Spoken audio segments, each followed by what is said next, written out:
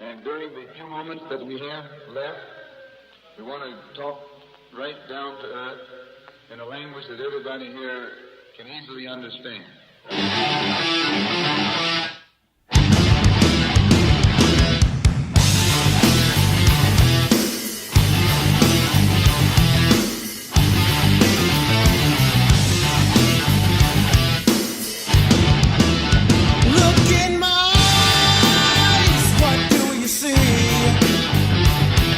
The cult of personality. I know your anger, I know your dreams. I've been everything you wanna be. Oh, I'm the cult of personality. Like Mussolini and Kennedy, I'm the cult of personality. The cult of personality, the cult of personality.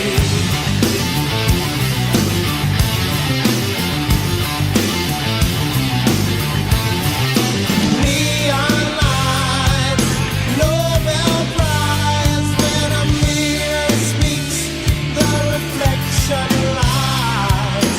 You won't have to follow me, only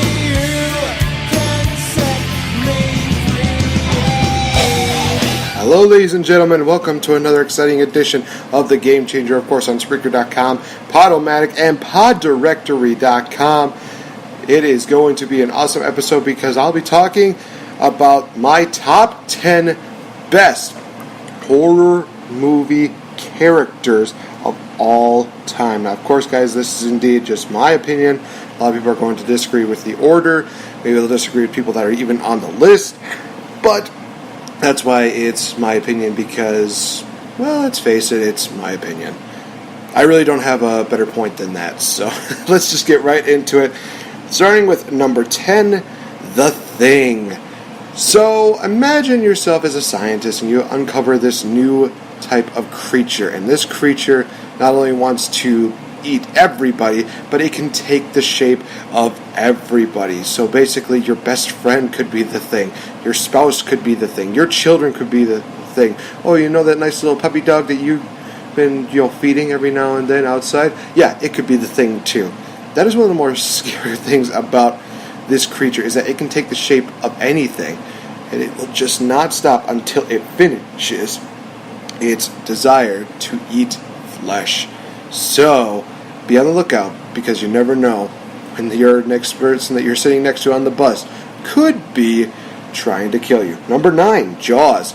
Now, obviously, this is one of those ones that a lot of people will probably disagree with, but with Jaws, it really created something different, and it definitely created a lot of hoopla, especially when the first one came out, because nobody wanted to go out into the waters as soon as seeing that. I mean, you can only imagine a great white shark just passing by, and you're thinking, oh boy, he's going to come after me, he's going to come after me. Now, obviously, scientists have done a great job of trying to state to everybody that, hey, great white sharks are not man-eaters, they are just looking for food, and if anything, they're more scared of you than we are of them. So almost like a bear, per se. But obviously, with all the other movies that have been coming out over the years, such as The Shallow, such as the Deep Blue, and obviously now with this new one called Meg, it will introduce the Megalodon, which a lot of people are definitely going to be thinking twice before going into the waters. Yeah, we're not going to count Sharknado in this because that's a thing, and I'd rather it not be a thing. Number 9 was a tie between Hannibal Lecter and Leatherface. So, obviously, a lot of people are familiar with the name of Ed Gein. Well, Ed Gein was the birth child of what would soon be Hannibal Lecter, as well as Leatherface. Crazy guy? Check. Cannibal? Check. One likes to rip the faces off of people and use it to create a new human skin? Check.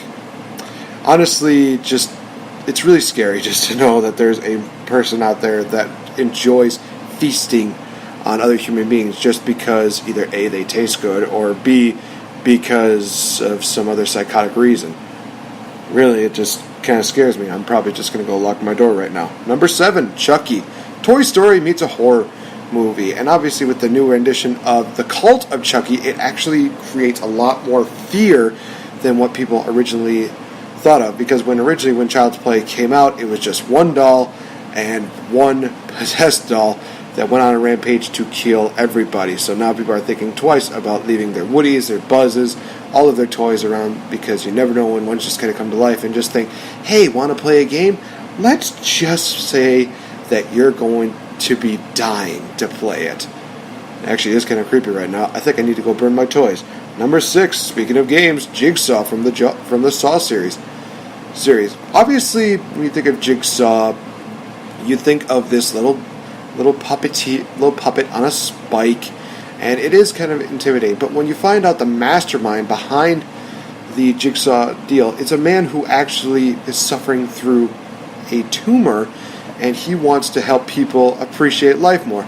Well, instead of being a motivational speaker, he decides, you know what, people need to appreciate more. Let's just have them face a near-death experience. Oh, what's that? They don't appreciate it? Well, they're going to die anyway. Yeah, nothing more psychotic than that. It's just, it's very disturbing, but also very creepy at the same time. Number 5, the Creeper from Jeepers Creepers. Jeepers Creepers definitely introduced a different kind of horror.